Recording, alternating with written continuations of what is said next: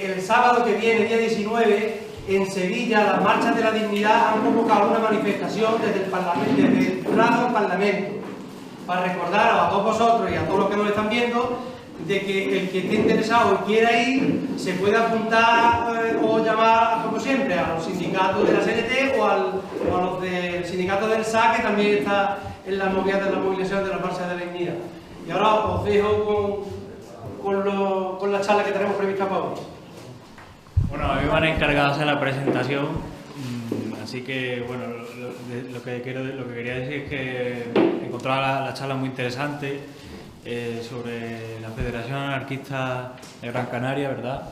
Y por lo visto tienen sobre la vivienda una comunidad de casi 200 personas y han intentado, bueno, relojar a muchas personas y llevan una acción muy interesante. Así que nada.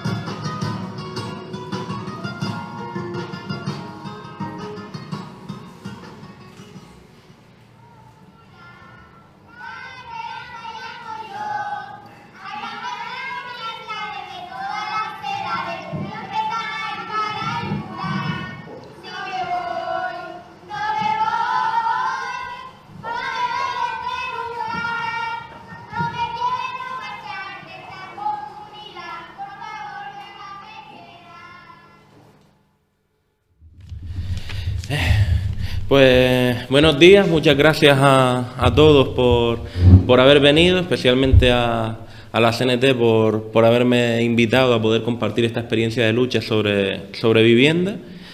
Y se queda uno chafado después de ver el vídeo que es de hace un par de años, porque ya era muy grande entonces y ahora que son 76 viviendas y no 65, pues todavía impacta más como el crecimiento que ha tenido desde hace tan poquitos años. Bien, nuestra experiencia en vivienda y como Federación Anarquista es bastante atípica. Tenemos que partir primero para que ustedes entiendan más o menos el contexto de cómo surge una iniciativa como esta, de cuál es la realidad en Gran Canaria. Yo hablo siempre en clave anarquista porque soy miembro de una federación específica anarquista y es ahí donde hemos iniciado esta lucha. El anarquismo en las Islas Canarias en general ha sido marginal siempre. Tenemos un dato un tanto curioso, relevante, que igual que en muchos otros sitios, el padre de las supuestas patrias regionales en determinados lugares, Sabino Arana en el País Vasco y tal, pues solían ser de corte conservador. En Gran Canaria, Secundino Delgado, que es el principal representante del independentismo canario, era anarquista. Él mismo se consideraba anarquista. Sin embargo, lejos de ese dato anecdótico, Canarias ha sido siempre un areal en el que no ha habido absolutamente nada de activismo. En los años 30 y un poco más, sobre todo en Tenerife, que empiezan a haber sindicatos de inquilinos y así, pero en Gran Canaria, la isla de la que vengo, pues no hay prácticamente nada. En los 80 empieza a haber un movimiento un poco más interesante de objeción de conciencia, el COA, y después en el 2000 hay unos intentos de refundar la CNT, que se mantienen hasta ahora, pero siempre con una actividad muy pequeña, muy limitada por la situación geográfica y social. En 2011 surge el 15M y es ahí cuando los grupitos anarquistas que más o menos llevamos tiempo trabajando nos encontramos en las plazas y vemos que hay una confluencia, que no estamos solos. Sin embargo, hay que reconocer que esa primera confluencia de grupos anarquistas es muy lapsa. Nos llamaban al principio el bloque negro. No teníamos ni siquiera una denominación muy concreta. Y nosotros, hay que reconocerlo, éramos bastante imbéciles y nos gustaba reproducir el estereotipo de grupo anarquista pequeñito. ¿Qué hacíamos? Pues nos dedicábamos a encarnar el perfil y estereotipo anarquista. Reventábamos las manifestaciones a comisiones y UGT, los echábamos de la tarima, que estaba bien eso, ¿no? Pero había mucha capacidad de crítica hacia los demás. Es la etapa que nosotros denominamos disolvente. Mucho señalar a los demás, mucho poner el dedo en la llaga, pero constructivo no hacíamos nada. Hacíamos campañas contra el matonismo policial, hacíamos campañas contra los bancos, pero era siempre el mismo estereotipo. Hasta que la realidad nos escupió en la cara y nos dijo que estábamos fuera de la realidad social. Hacíamos charlas como hacen todos los colectivos anarquistas al uso, contra Monsanto, campañas de apostasía y cosas similares. Un día en una de estas campañas estábamos repartiendo un papel contra los transgénicos y se dio la circunstancia de que le dimos un papel contra los transgénicos a un indigente. Estaba rebuscando en la basura viendo si le podía quitar el moho a un alimento descompuesto que estaba comiendo. Y nosotros le dábamos un papel diciendo no comas transgénico. Ese choque con la realidad nos hizo dar cuenta que como anarquistas estábamos a 3.000 millones de kilómetros de la realidad social. Así siguió pasando en más cosas, repartiendo carteles de no contamines, usa la bicicleta, a gente que iba descalza. Cuando nos dimos cuenta de eso, que costó un tiempo, porque montarlo en las manifestaciones es muy divertido y currar es muy aburrido, muy difícil, muy complicado y muy duro, pues maduramos a pasos agigantados. Y fue cuando decidimos meternos en vivienda. No fue un hecho caprichoso. En el 15M hubo un desalojo masivo de la plaza de San Telmo, como ha habido en el resto de movimientos. Y claro, la mayoría de acampados del 15M pues eran como la mayoría de activistas. Acampaban ahí voluntariamente y cuando los echaron se fueron a sus casas otra vez y ya está. Pero había un gran sector de los acampados que eran indigentes.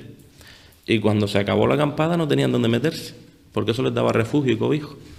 Pues fue cuando hicimos el primer pinito en la ocupación, ocupamos un hotel y los realojamos ahí. Nos causó mucha más satisfacción que hacer entornar el típico papel de bloque negro. Pero había que seguir, porque ya digo que la realidad canaria es muy dura. Ustedes desde aquí, a lo mejor lo que ven de Canarias es palmeras, sol, plátanos y 25 grados anuales. Y yo lo que veo, que vivo allí, es mucha miseria y mucha hambre. Tenemos un 30% de paro. Tenemos la segunda ciudad con más paro del Estado después del puerto de Santa María, que es Telde. Tenemos un 35% de exclusión social y de gente por debajo del umbral de la pobreza. Tenemos barrios populares muy marginales que tienen hasta un 70% de paro. Y no es un paro sobrevenido por la crisis, porque este discurso de las formaciones del cambio, de la pobreza sobrevenida, no encaja con la pobreza endémica que sufrimos en Canarias. Ahí hay gente que no ha cotizado en su vida, desde el 2000, va a tener hijos que no van a cotizar en su vida y seguramente nietos que tampoco cotizarán, que viven de la economía en B porque no hay otro medio de vida. Según Save the Children, la comunidad autónoma canaria es la comunidad con más pobreza infantil de todo el Estado. Tenemos después una realidad muy dura en vivienda, que son 135.000 casas vacías, con 35.000 demandantes de vivienda pública. Esa gente sigue en la calle, no tiene vivienda y después hay una porriada de casas abandonadas. Aparte de eso, se producen entre 20 y 25 desahucios diarios. Y ante esa realidad, los movimientos sociales están totalmente anestesiados. Cuando nos dimos cuenta de eso, empezamos a tener una visión más realista e intentamos crear una sinergia con el movimiento de la vivienda. Hablamos con la PA local, que entonces no era PA sino estos desahucios, y con el movimiento Ocupa. Nosotros sabíamos parar desahucios porque ya habíamos participado en algún piquete, pero no teníamos mucha experiencia. Entonces le propusimos a estos desahucios que se encargara del tema legal y al movimiento Ocupa que nos ayudara a realojar los casos que no se podían parar. Estos desahucios no estuvo interesada en participar y el movimiento Ocupa lo intentó durante un tiempo, pero la dinámica de autoconsumo le pudo.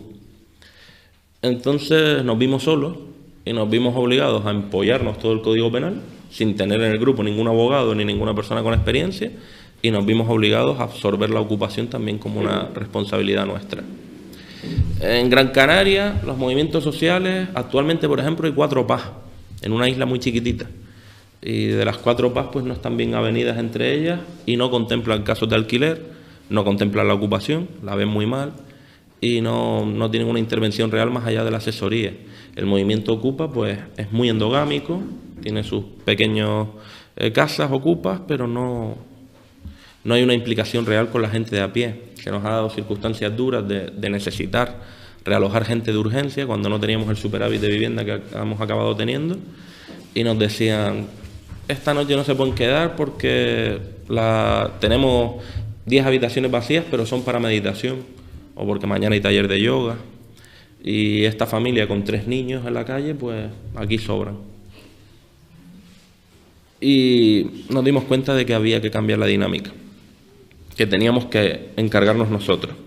Después el resto de movimientos, el sindicalismo está totalmente anestesiado, no tiene una actividad de conflictividad social de ningún tipo, y lo demás es el independentismo, que se enfada mucho y puede salir a la calle si alguien escupe una bandera independentista, pero si desahucian a un paisano suyo y lo echan a la calle, no van a mover un dedo. Soy muy crítico, pero es que es lo que he mamado. Empezamos en un primer momento, pues viendo este tipo de problemas, con una iniciativa popular que para mí es de lo mejor que hemos hecho, que son las asambleas de inquilinos y desahuciados. Cogíamos, seleccionábamos un pueblo, un barrio muy oprimido, muy golpeado, muy castigado, lo llenábamos de carteles, tal día, tal hora, asamblea de inquilinos y desahuciados. Si no tienes casa, ven, si te van a echar, ven. Y el pueblo respondía. Te venía un montón de vecinos, te contaban su situación, porque no había nada que les estuviera dando solución, ni a través de la administración ni de los movimientos, y se creaban sinergias y complicidad.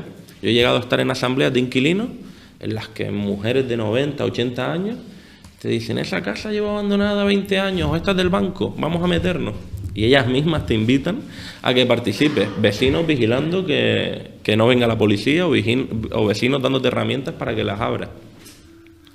Aparte de eso, creamos el grupo de respuesta inmediata contra los desahucios, teniendo en cuenta que en 2 años, 3 años de vida de la paz, solo se habían convocado 2 piquetes antidesahucios y nosotros hacemos una media de 3 piquetes al mes. Pues había ahí un déficit tremendo. Empezamos a parar desahucios y lo hacíamos de una forma muy masiva. Hacíamos un llamamiento por redes sociales, portal, a los medios y convocábamos 100 personas. Pero eso era antes de la ley Mordaza. Después de la ley Mordaza, hacías la misma convocatoria y te venían 20. Así que tuvimos que cambiar la estrategia de cómo parar los desahucios. Hemos usado lo que llamamos medios mecánicos. Ya no hacemos convocatorias públicas, seguimos pagando el mismo porcentaje de desahucios que antes, pero ahora lo que hacemos es clavar la puerta al marco, meter cuñas bajo la puerta, meter puntales y si hace falta pues planchas de acero y con una autógena lo bloqueamos todo. Tenemos que avisar antes a los vecinos, si empezamos a las 8 pues tocamos puerta a puerta y les decimos si van a ir a trabajar salgan ya, porque después no van a poder moverse. Y claro, cuando la policía llega, se encuentra el percal, no están preparados, no pueden abrir. Así hemos llegado a parar hasta terceros avisos. Después tardamos 5 o 6 horas en salir nosotros, pues es la realidad, pero el desahucio se consigue parar. Otra vía que también hemos implementado, que también me parece muy muy interesante, es la huelga de alquileres. La huelga de alquileres no es un invento de la Federación Anarquista, es un invento de la CNT en los años 30 y antes del movimiento por la vivienda en Argentina y Chile a principios de siglo. Las huelgas de alquileres se basaban en algo muy sencillo que no entiendo por qué hoy no se usa ni se revitaliza. Preferimos hacer scratches, ir a un sitio a protestar, en vez de proponer en toda regla un impago colectivo consciente. Una huelga laboral, ustedes lo saben bien en la CNT, pues tiene su coste económico, no vas a trabajar, no cobras y demás. Una huelga de alquileres, para el que tiene el coste económico es para el casero, no para ti. Tú ya no puedes pagar, te van a desahuciar porque no puedes pagar el alquiler. Pues lo que haces es ponerte de acuerdo con tu conjunto de vecinos, yo no puedo pagar este mes, yo ya el siguiente tampoco, yo el otro. Pues un acto forzado y obligatorio, le das una carta de voluntariedad y sobre todo de reivindicación política. Vamos a ponernos todos de acuerdo y que nadie pague. Y cuando el inquilino, el casero se da cuenta de que no es que va a dejar de cobrar un alquiler o 2, sino de que va a dejar de cobrar 20 alquileres, cuando el inquilino se da cuenta de que no va a tener que desahuciar a una familia o 2, sino que va a tener que desahuciar a 20 familias, el problema lo tiene el casero. Hemos hecho varias de este tipo, 2, y las 2 las hemos ganado, y la mayoría de las veces casi sin convocarlas. Reuníamos la asamblea, hablábamos con todos los vecinos, nos metíamos en el edificio, porque encima puedes hacer daño desde dentro. Hacíamos fotos de todo lo que veíamos irregular. Por ejemplo, en la primera, el casero tenía la luz pinchada. Pues lo documentamos, dijimos, vamos a empezar la huelga y encima con esto lo vamos a presionar judicialmente. En cuanto el hombre pasó por detrás y oyó la asamblea y se coscó un poco, aceptó todas las reivindicaciones de los vecinos. Les bajó el alquiler y de 350 lo bajó a 250. Les hizo contratos de alquileres regulares y demás. Es decir, es una buena herramienta que creo que estamos por recuperar. Por cierto, si alguien tiene algo que decir o intervenir o tal, que esto no sea un rollo que viene aquí alguien a echarles un discurso, intervengan libremente en cualquier momento y así es quizás un poco más dinámico. Pues esa es una de las vías que usamos. Cuando la gente llegaba muy tarde y ya el desahucio se había producido, nos vimos con esa necesidad de hacer ocupaciones unifamiliares. Empezábamos abriendo casas y demás. Hasta que se dio la oportunidad de la esperanza. La oportunidad de la esperanza ha sido una oportunidad muy importante, muy grande. Contactamos con una promotora que iba a quebrar, tenía 4 bloques de vivienda, de 76 viviendas, 2 bloques eran hábiles y 2 bloques eran totalmente inútiles, sin agua, sin luz y a media construcción. Pues contactamos con ella, la iba a embargar Bankia. La mujer era una lumbrera porque había cogido y había iniciado la construcción. A mitad de obra se quedó sin dinero para poder terminarla y empezó a pedirle hipotecas a Bankia. Y Bankia, que aún son más lumbreras que ellas, le dieron 8 rehipotecaciones. Al final se quedó una deuda de 20 millones de euros. La mujer, siguiendo la misma línea, cuando vio que no iba a poder pagar ni vendiendo todas las casas, empezó a embolsarse el dinero de los 2 o 3 compradores que habían, no propietarios porque no llegaron a comprar enteros, sino que habían dado un adelanto sobre plano. Esa gente se metió en juicio con ella y lo que le reclamaba era que le devolviera el dinero, pues la vivienda no la querían porque no tenía cédula de habitabilidad ni certificado de terminación de obra. Pero claro, ella, viéndose en esa situación, no le quedó más remedio que aceptar la propuesta que le hizo la Federación Anarquista. Nosotros le terminábamos la obra y las instalaciones de agua y luz, y ella a cambio tenía que dejar que metiéramos familias necesitadas y sin recursos. Le hicimos firmar un compromiso en el que hacía esa sesión voluntaria, y gracias a eso hoy toda esta gente que han visto en ese vídeo no son ocupas a un nivel legal, son otra figura que es precarista. El precarista es cuando tú invitas a alguien a vivir en tu casa por un tiempo limitado, le haces como quien dice, le haces un préstamo, le ofreces esa vivienda temporalmente. Mientras tú eres precarista y tienes consentimiento del propietario legal, no te pueden desahuciar. Es algo que tenemos que tener muy en cuenta si se reproduce en otras partes del Estado. Un ejemplo así. Siempre intentar que el propietario se comprometa a dar permiso a esa gente que va a habitarla, porque entonces el desahucio se complica mucho más. Una vez tenemos ese compromiso, empezamos a meter a las primeras 20 familias en el primer bloque. Metimos a esas 20 familias sin una idea muy clara a nivel estratégico, porque hoy se ve así, parece muy grande y muy bien pensado, y dicen, no, estos canarios qué listos son. No, teníamos una urgencia vital súper importante, había gente durmiendo en la calle y lo que queríamos era darles techo. O sea, no había una cosa demasiado estructurada. Los realojamos y les dimos unas pautas generales. Les dijimos, organícense ustedes como vean, el modelo asambleario creemos que es el mejor, creen sus comisiones y demás. Y nos fuimos a seguir haciendo otras actividades en otras partes de la isla. A los meses nos llamaron y nos dijeron, compañeros, que a ver si podéis subirnos a explicarnos un poco más lo del asamblearismo, porque es que hemos tenido un problema. Resulta que un vecino, cuando nos fuimos nosotros, dio un golpe de estado y se proclamó presidente de la comunidad. Y le hacía pagar a cada vecino 50 pavos por la cara, porque el agua y la luz estaban expropiadas y eran gratuitas. Y los vecinos, no se sabe cómo, pues le pagaban cada mes los 50 pavos. En realidad un poco como hacemos hoy con los caseros y como los políticos. Les pagamos y no sabemos por qué, pero seguimos pagando. Pues la gente le pagaba a este hombre. Nos llamaron, subimos, los vecinos le dieron un golpe de estado a este vecino y fueron tan generosos que le dijeron, lo hiciste mal, pero te vamos a dar otra oportunidad y no te vamos a echar. Y actualmente siguen viviendo allí todos juntos, después de esa pequeña experiencia presidencial. El modelo asambleario en la comunidad, como ven, no se impuso porque la había ocupado la Federación Anarquista y por que les transmitimos nuestra doctrina y les impusimos nuestro criterio. Fue dado por la experiencia real, práctica del día a día de la vida cotidiana. Probaron una dictadura, un modelo vertical, presidencialista, y no les gustó. Optaron el método anarquista, libertario, asambleario, por practicidad, porque era más útil. Al vivir en asamblea se dieron cuenta de que obtenían mejores resultados, de que las necesidades de todos estaban satisfechas y que era más práctico. Empezaron a crear comisiones de trabajo. En las comisiones hay una gran variedad. Está la de realojo, que se encarga de estudiar los casos de solicitud de vivienda y de asignar las casas en función del número de familias. Tenemos la de mantenimiento, que se encarga de detectar averías, fallos, e intentar implicar a toda la comunidad en arreglarlo. Tenemos la de talleres, que se encarga de hacer talleres formativos para los adultos, actos así como obras de teatro y manualidades para los niños.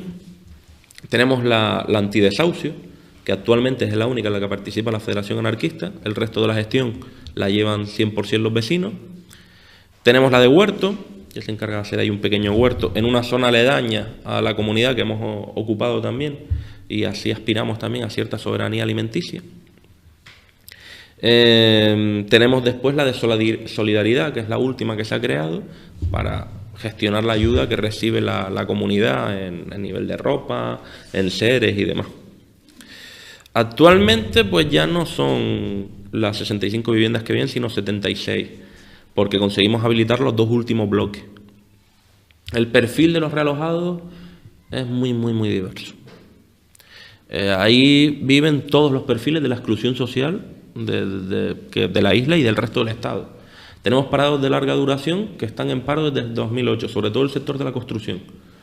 Albañiles, carpinteros, fontaneros, peones, tenemos una gran cantidad de obreros de la construcción en paro, que eran trabajadores cualificados que cobraban un dinero y se han visto de la noche a la mañana sin nada y obligados a tener que ocupar. Tenemos muchísimas mujeres maltratadas, porque no sé si en el resto del Estado es así, pero en Canarias acogen a las mujeres maltratadas en casas de acogida un par de meses y después les dicen que tienen que abandonar la casa de acogida con sus hijos y se ven en la calle. Pues hemos creado también el proyecto con esa intención de poder realojar a estas mujeres que están en peligro vital porque están amenazadas por sus exparejas.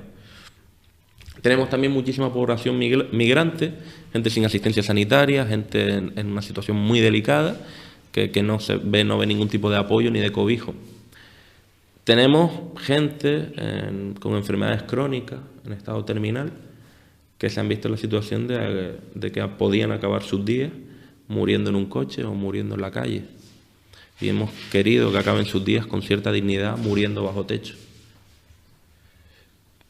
Tenemos muchos perfiles de ese tipo, que son los que no salen nunca en los noticiarios, los que prácticamente no importan a los movimientos sociales y que son verdaderamente el sustrato y la raíz de cualquier movimiento mínimamente subversivo que se pueda originar.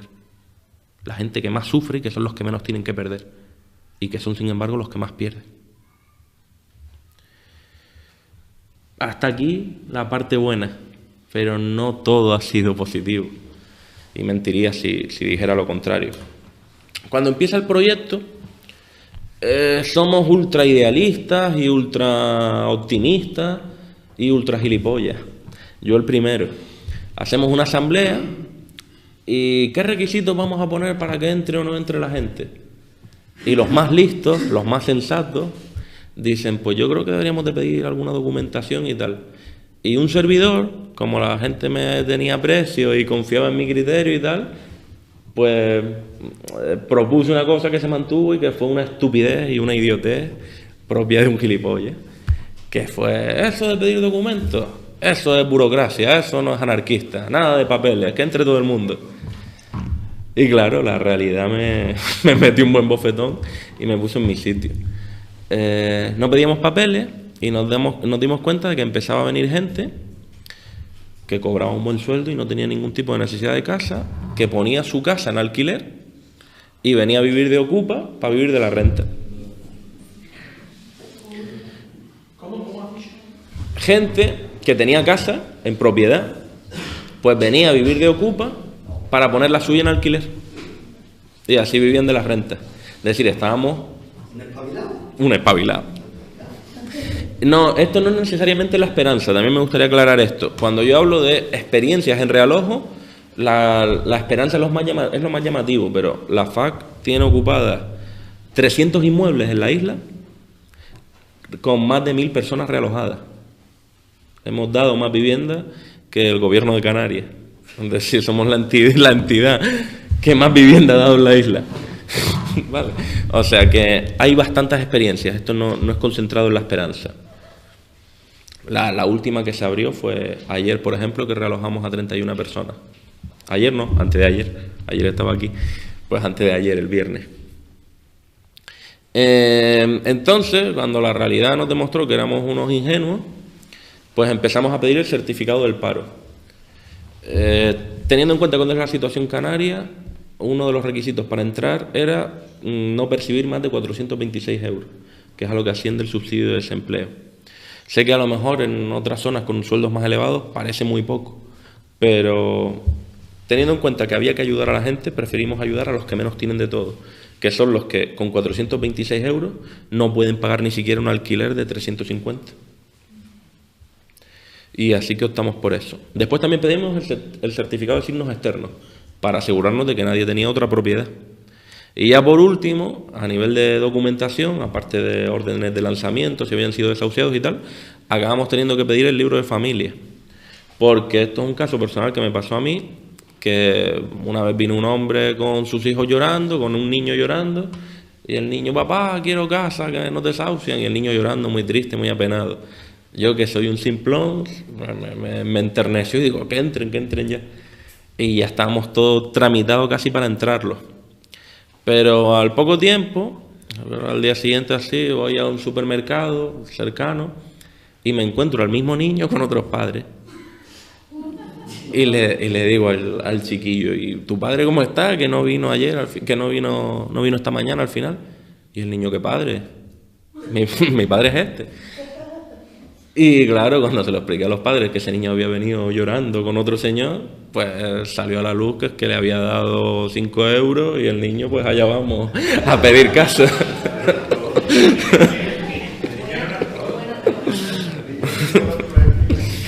Claro, así tuvimos que acabar pidiendo hasta el libro de familia, para asegurarnos de que no había niños inventados.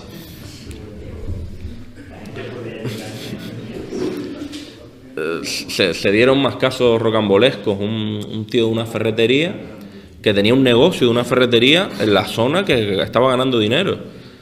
Estaba harto de pagar alquiler y dice, mira, yo te doy 300 euros al mes con tal de no seguir pagando 600 euros donde estoy de alquiler y me meto ahí y te doy una participación del negocio y no sé qué.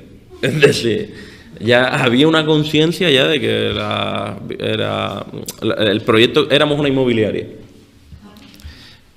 Nos dimos cuenta también de eso cuando el propio ayuntamiento y los servicios sociales de allí empiezan a redirigirnos gente. Iban personas a solicitarle vivienda allí, vivienda de protección oficial, vivienda pública o de precio protegido. ¿Y qué les decía el ayuntamiento de Guía?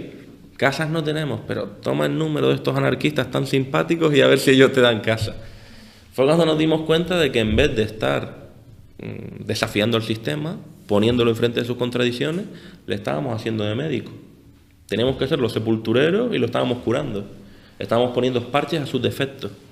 Eso también inició un debate importante dentro de la FAC, de que más importante que realojar por realojar, que abre una línea de asistencialismo, era realojar creando conflicto social.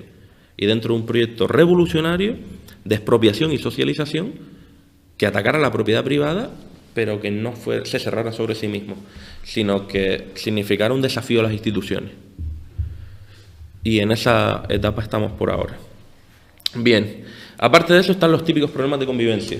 Mezclarse con la gente de a pie significa que tenemos que salir de nuestra zona de confort en la que los anarquistas estamos siempre tan cómodos. Qué bueno es rodearse de gente que piensa como tú, que no son machistas, ni son racistas, ni son clasistas, estupendas, que todos piensan lo mismo y qué tal. Pero la realidad no es esa. La realidad es muy otra. Y la realidad, cuando tocas a la gente llana, es que son machistas, son racistas y tienen 1000 prejuicios. Nosotros hemos ocupado viviendas unifamiliares a personas muy necesitadas, a gente que ha estado muy escachada.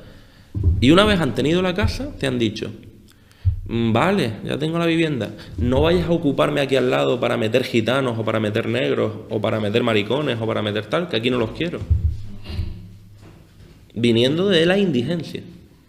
Esos obreros de parados de larga duración que acaban diciendo, mete aquí como nosotros, parados, pero indigentes no nos metas. El español que no quiere que metas colombianos, el heterosexual que no quiere que metas homosexuales y así. Esa es la realidad.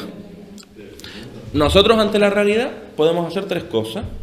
Ignorarla, darnos la vuelta y volver a meternos en nuestros locales donde todo es perfecto y bonito y nadie tiene prejuicios, aceptarla complacidamente y decir el mundo es así y no se puede cambiar, o afrontarla. Y eso es lo que hemos optado por hacer nosotros. Nada de estas cuestiones tan duras que estoy contando las hemos vencido nunca con teoría. Ayer lo contaba en la charla de CNT de Málaga y fue una de las cosas que causó más debate y más polémica. Pero yo lo siento, lo sigo diciendo. La teoría hueca, basada en el manual y sobre el papel, es inútil y no sirve de nada. De nada. Nosotros intentábamos vencer ese machismo que hacía que los hombres tenían que ir a la obra y las mujeres a barrer. Que hacía chascarrillos ofensivos, que trataba a las mujeres como personas subalternas. Y lo intentábamos derrotar con teoría.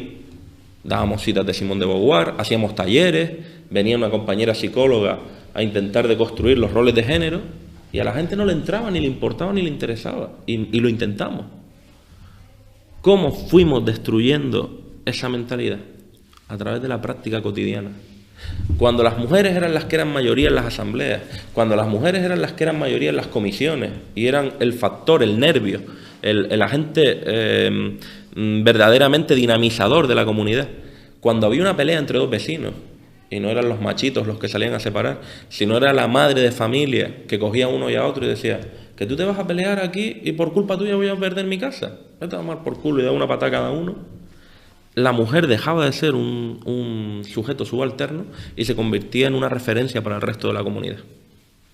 Fue así con la práctica cotidiana y la propaganda por el hecho, que hablamos mucho de nuestras ideas y nuestros valores, pero siempre de forma retrospectiva y no de las que verdaderamente tienen incidencia en la vida de la gente. Fue con la propaganda por el hecho como que se consiguió romper eso. El racismo no se rompió tampoco leyendo a Fanon o teorías sobre internacionalismo y tal. El racismo se consiguió romper cuando el vecino, que era profundamente racista, al día siguiente se veía dependiendo para comer de la olla común que te hacía el colombiano, que te hacía el saharaui, que te hacía el subsahariano. Fue cuando se fueron dando cuenta de que esta persona está partiendo su pan conmigo.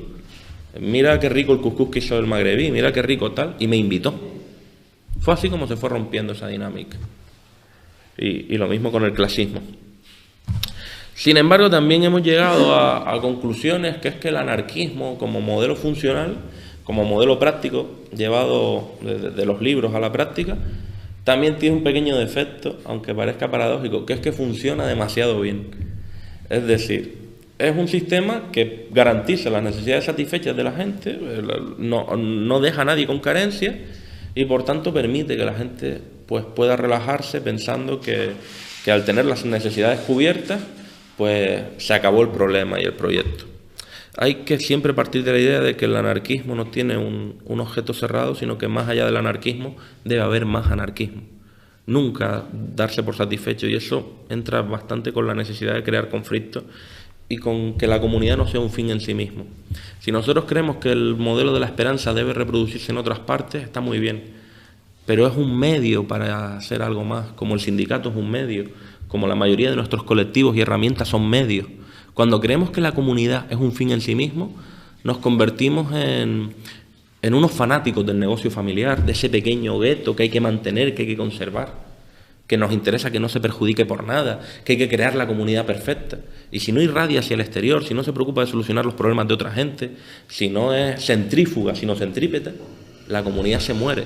Decía Reclus, que era el problema de las colonias anarquistas, que era como meter una planta en una cápsula de cristal. Si un vegetal no puede soportar vivir sin aire, sin la relación con el exterior, ¿cómo no va a pasar eso con los seres humanos que somos mucho más sensibles? Es necesario el contacto con la realidad exterior. Y la comunidad Esperanza ha crecido más y se ha revitalizado más cuando más se ha implicado en otras luchas ajenas a la esperanza. Cuando ha participado parando desahucios en otras partes de la isla, cuando se ha visto la necesidad de movilizarse y salir a la calle. Es ahí cuando ha habido un chute de energía. Mientras la comunidad ha estado estable, todo bien y correcto, ha habido cierto anquilosamiento. Y es necesario recordarlo.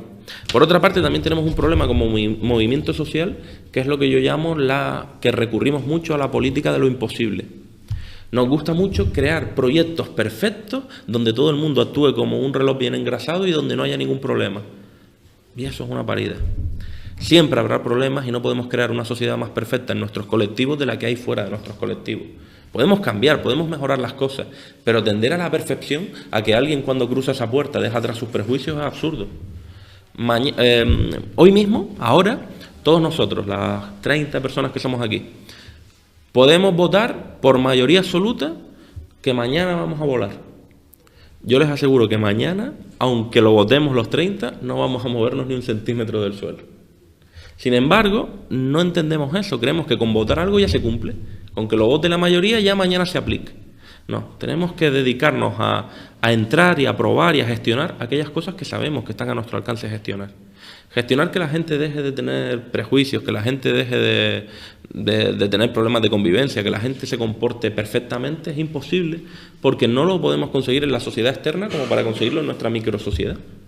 No podemos gestionar que la gente no diga palabrotas, que la gente no tal, que no sé cuánto. Yo soy el primero que soy un mal hablado.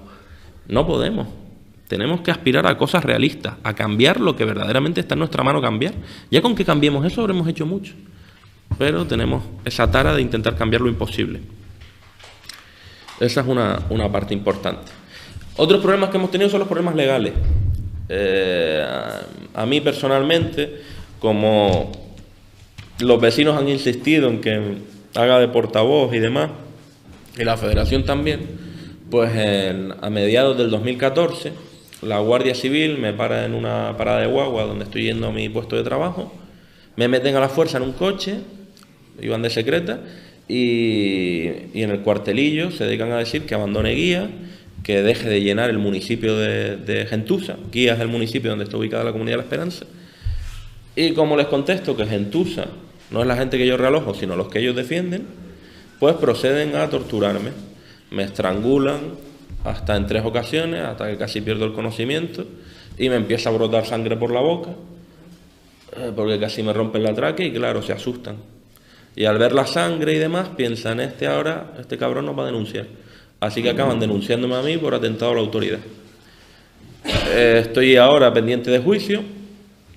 El guardia civil que me torturó ha sido imputado de oficio por el propio juez por tortura y a mí me piden 5 años de cárcel por haber recibido una paliza.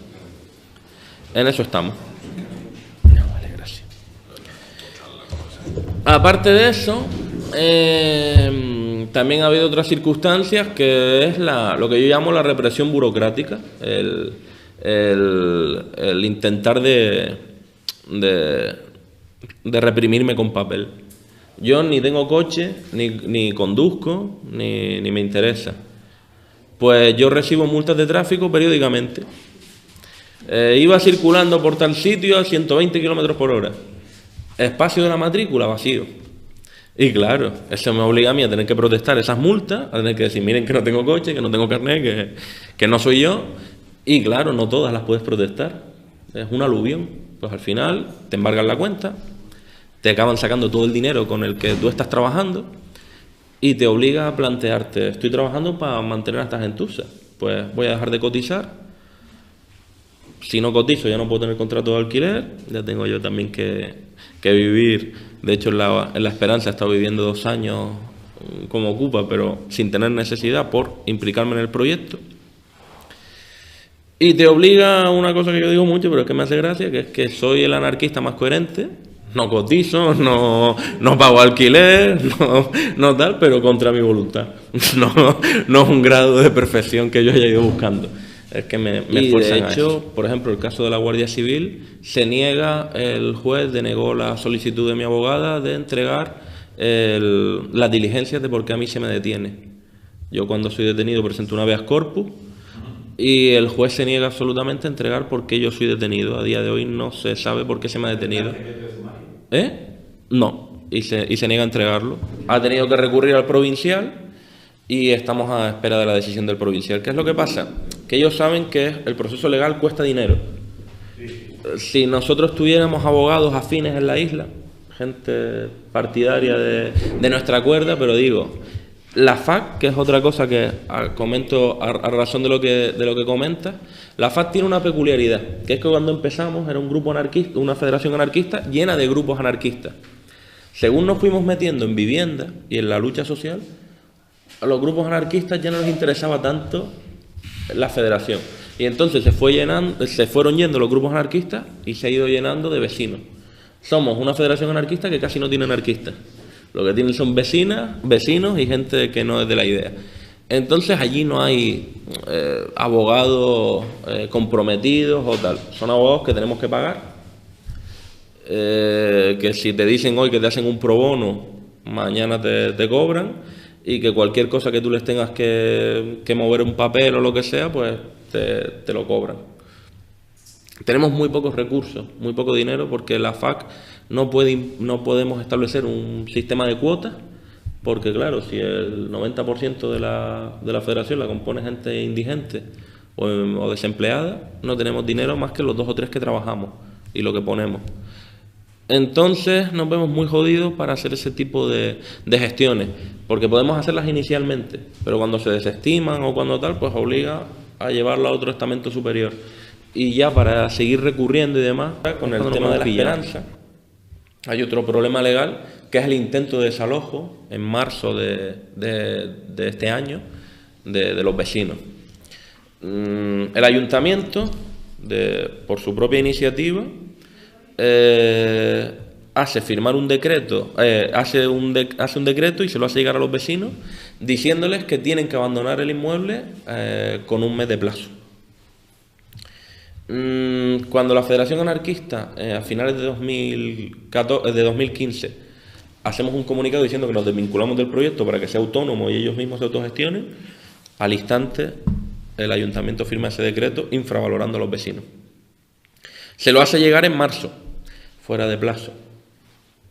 Pero los vecinos no tienen rudimentos legales. Entonces, cuando a los vecinos les llega un papel que dice, el ayuntamiento dice que te tienes que ir en un mes, ellos no saben que no te pueden desahuciar sin una orden de lanzamiento judicial. Ellos creen que ya tienen que irse, así que cogen sus cosas, y era un escándalo. Cuando nosotros nos llaman en esos meses, había histeria colectiva.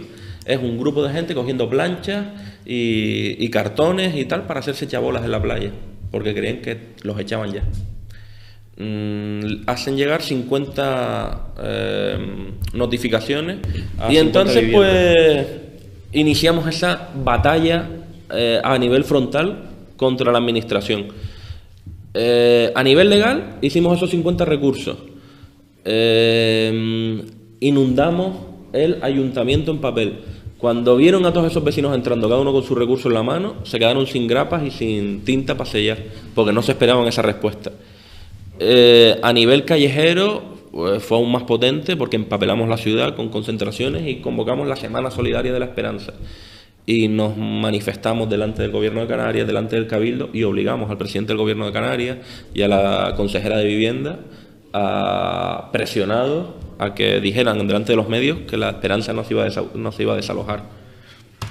Aparte de eso, el día que era previsto para el desalojo, pues tuvimos la idea de hacemos un piquete al uso, tal, o hacemos otra cosa. Hicimos un desayuno comunitario, invitamos a gente de los colectivos sociales, a gente de la prensa, a todos los vecinos del barrio, y nos gastamos 60 pavos en churros, y ahí estábamos todos comiendo churros y chocolate, esperando a ver si venían a desahuciarnos. Al final no vinieron, obviamente. Hubiera sido una ilegalidad según su propio tal. Si es verdad que puede haber un tipo de desahucio dado a que el inmueble no reúna las condiciones de habitabilidad, que es cuando te desahucian por lo cautelar para evitar que haya un riesgo mayor. Pero evidentemente ahí tenemos informes periciales que demuestran que eso es habitable y no lo han podido llevar a la práctica. Actualmente, de todas maneras, seguimos esperando que se dirima el tema de la esperanza. Y aunque ya ha pasado el plazo que tenía el ayuntamiento para recurrir nuestros recursos, damos por sentado que ha habido silencio administrativo que nos perjudica, pero ellos, si lo llevan al contencioso, tienen que notificárnoslo. Mientras no nos lo hayan notificado que está en el contencioso administrativo, pues damos por sentado que el proceso no ha seguido adelante, más allá de la justicia, más allá del proceso administrativo. Todavía no hay un proceso judicial, que es lo que nos interesa. Pues esas son las cuestiones legales. A día de hoy, la actualidad de la FAC es que seguimos intentando mantener este proyecto contra viento y marea, de que la ocupación no puede ser ni un acto lúdico de ocupas profesionales, ni tampoco es un simple acto desesperado de patar la puerta porque no tienes dónde meterte. Tiene que ser un proyecto más amplio de expropiación, es decir, de arrebatarle la propiedad privada a quienes no están haciendo uso de ella, y de socialización, de poner a disposición pública para que los vecinos acaben gestionando todos los inmuebles vacíos de un barrio. Eso, lo entendamos como lo entendamos, significa revolución. Cuando Kropotkin hablaba en La conquista del pan de qué es lo que tenía que hacer una revolución, decía que lo primero era el pan, y decía después que era hacer un estallido de viviendas vacías y que los vecinos del barrio las gestionaran de forma directa. En realidad no decimos nada más que hay que hacer eso, pero no esperando un proceso post-revolucionario, sino hacerlo ya. Esas casas están vacías y es nuestro momento de empezar a gestionarlas por nosotros mismos. Hemos creado una oficina de expropiación popular para eso, pero el problema es que las letras de la Federación Anarquista pesan mucho y nos estamos dando cuenta de que la gente... Podemos llegar a la gente, los anarquistas ya no les interesa tanto la federación, pero la gente de pie sí que le interesa la federación, se acercan mucho a nosotros, pero ya el nombre pesa demasiado y se acercan ya con una voluntad de queremos colaborar, queremos participar, pero dirijan ustedes. Y ese tutelaje nos está haciendo voz de alarma de que quizás ya el nombre de la federación es muy grande, muy importante, está muy personalizado en caretos como el mío, y haya que diversificar un poco. Por eso nos estamos planteando la creación de un sindicato de inquilinos. Una cosa más abierta, que parta de cero, mandamos a la FAC al Rincón de Pensar una temporada, y a lo mejor a través del sindicato de inquilinos podemos reconducir la cosa de una forma más abierta y menos identificada con la federación, aunque siga habiendo gente participando. Pero quizás así la gente que no es anarquista se sienta más integrada en un proyecto más amplio. Ya para terminar, quiero hacer una reflexión general en base a que los anarquistas como anarquistas, los militantes sociales, los activistas, debemos salir de nuestra zona de confort. Es muy cómodo y muy sencillo predicarle a convencidos, pero es que la anarquía es demasiado importante para dejarla solo en manos de los anarquistas. La anarquía es útil cuando quienes la practican, la usan y la convierten en algo cotidiano son los no anarquistas. Yo quiero que la anarquía sea un objeto sucio, manchado, porque esté a pie de calle. No una cosa pura, perfecta, acabada. No, algo muy sucio y muy arrugado, porque la gente la tenga guardadita como un papelito en el bolsillo y tenga arrugas de que tanto se la dobla la gente de metérsela y sacársela del bolsillo. Yo quiero que la anarquía sea algo cotidiano y no una cosa de mentes muy ilustradas. Y para eso hay que bajar a la trinchera. Pero claro, en la trinchera lo que ustedes se van a encontrar es que huele a sangre y huele a mierda, pero también huele a dignidad. Y esa pequeña porción de dignidad vale algo. Los de arriba están explotando la miseria y no paran de explotar la miseria.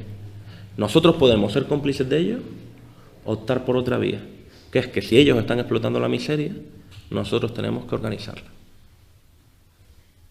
¿Y eso es todo?